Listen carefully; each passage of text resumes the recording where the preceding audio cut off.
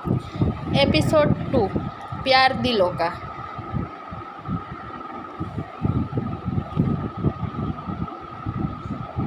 उदयपुर। सुबह का समय। विधि सुबह ही उठ गई। विधि सुबह की आरती कर रही थी और उसकी आवाज़ पूरे घर में गूंज रही थी, जिसकी आवाज़ से सभी मंदिर में आ गए थे। विधि ने आरती खत्म कर सभी को आरती दी और सब बड़ों के पैर छुए।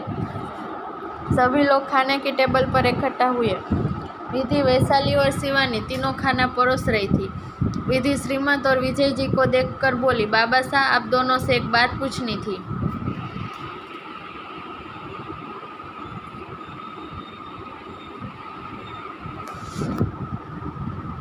विधि की बात सुन सब उसे देख रहे थे। विधि हिचकिचाते हुए बोली, वो हॉस्पिटल से कैंप लग रहा है जिससे हमें दूर गांव जाकर गरीब और बेसहारा लोगों का इलाज करना है, तो हॉस्पिटल से सभी जा रहे हैं, तो क्या मैं।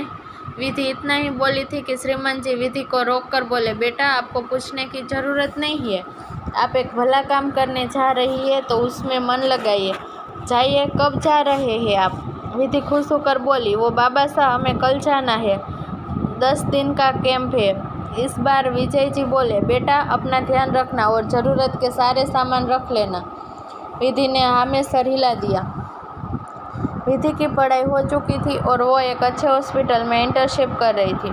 विधि अपने कमरे में गई और अपना छोटा सा बैग निकाल कर उसमें सब कुछ साड़ी रखी। विधि एक शादीशुदा औरत थी और वो राठौर खानदान की बहू थी। ये बात सभी को पता थी, इसलिए राजस्थान की कई बहुएं सबके सामने जीन्स या सूट में नहीं घूम सकती, इसलिए विधि साड़ी ही पहना करती थी, या तो राजस्थानी लहंगा। अब विधि को आदत हो चुकी थी, इसलिए वो खुद को साड़ी या लहंगे में ही उसे अच्छा लगता था। विधि ने कपड़े रखे और कुछ दवाइयाँ रखी और फिर वो आंगन में आ गई। उसने देखा कि सुहानी और वैशाली बैठी कैरम खेल रही थी। वहीं सुधा जी और रीमा जी दोनों कपड़ों में कढ़ाई कर रही थी। विधि ने देखा कि आंगन में धूप के पास कंचे आम अचार के लिए सूख रहे थे, तो विधि जाकर वहाँ से काम उठाकर विधि और वैशाली के पास आ गई। वो आम खाते हुए कैरम का गेम देख रही थी। जब गेम खत्म हुआ तो वैशाली बोली, हम सोच रहे हैं क्यों ना आज शाम को बाजार चले, बहुत दिन हो गए हैं, कुछ चटपटा खाए। वैशाली की बात सुनकर सुहानी और विधि तुरंत तैयार हो गए। वही तीनों को देख रीमा जी बोली, आप तीनों को खाने के सिवा कुछ सूझता है कि नहीं? अभी 1 हफ्ते हुए हैं आप तीनों बाजार गई थी। विधि बोली, मासा 1 हफ्ता हो गया है, वैसे भी हम तीनों कभी कभी तो बाहर जाते हैं, प्लीज़ जाने दीजिए ना। सुधा जी मुस्कुरा कर बोली, अच्छा देवियों, चली जाना, पहले 1 कप चाय पिला दो। उन्होंने अपनी बात खत्म की ही थी कि विजय जी की आवाज़ें उनके कानों में गई। कहाँ जाने की बात चल रही है? श्रीमंत जी और विजय जी को आता देख रीमा जी बोली, आपकी तीनों बेटियों को बाहर के चाट खाने हैं। अरे तो खाने दो उन्हें। विधि सबको देख बोली, हम चाय बना कर लाते हैं। विधि वहाँ से चली गई। उसके पीछे सुहानी और वैशाली भी चली गई। विधि ने दूध में पानी डालकर गैस पर चढ़ाया ही था कि सुहानी और वैशाली दोनों रसोई घर में आ गई। सुहानी बोली, भाभी सा जल्दी करिए, हमें जाना भी तो है। विधि बोली, हाँ, आप दोनों बस नमकीन और कप निकाल लो, चाय बस यूँ बन जाएगी। सुहानी और वैशाली ने कप और नमकीन निकाला। विधि ने चाय बनाई और वैशाली सबको चाय देकर आई। तीनों वहाँ से बाजार की ओर निकल गए।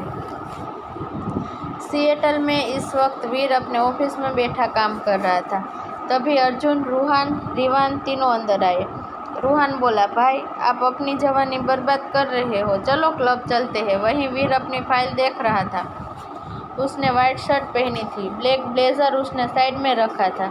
शर्ट के ऊपर के 2 बटन खुले हुए थे और बाहें फोल्ड की हुई थी। इस वक्त वीर से ज़्यादा हैंडसम और चार्मिंग कोई नहीं लग रहा था। वीर एक परफेक्ट लड़का था। उसे अपने दिमाग से काम करना बहुत पसंद था। लोगों से कम बोलना, हेल्दी और रूटीन वाली चीज़ें फॉलो करना, चेहरे पर हमेशा एक तेज जो हर लड़की को अपनी ओर आकर्षित कर लेता था। शायद इसलिए वीर को विधि कभी अपने लिए परफेक्ट लगी ही नहीं। हालांकि उसने कभी विधि को देखा ही नहीं था, पर शादी होते वक्त विधि बहुत नासमझ थी। ऊपर से शादी के लिए श्रीमंत जी ने उसे फोर्स किया था, इसलिए वो विधि से और नफरत करता था।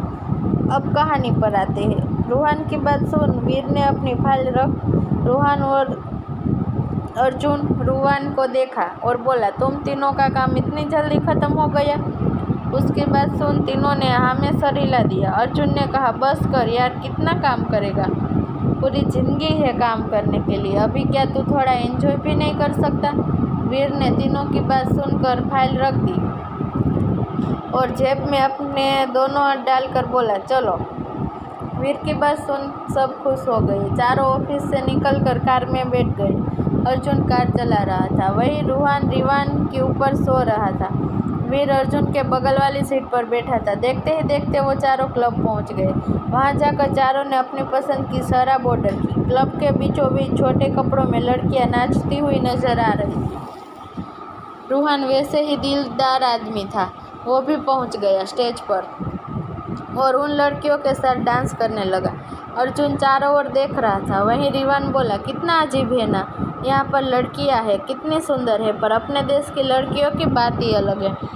भाई आपको पता है जब हम घर पर रहा करते थे कितना मज़ा आता था। आप, मैं, रूहान, सुहानी चारों कितनी मस्ती मजाक करते थे। सुहानी भी अब बड़ी हो गई है, कितने साल गुजर गए, हम घर नहीं गए। आज भी सब पहले जैसा होता तो, पर अब तो सब बदल गया है।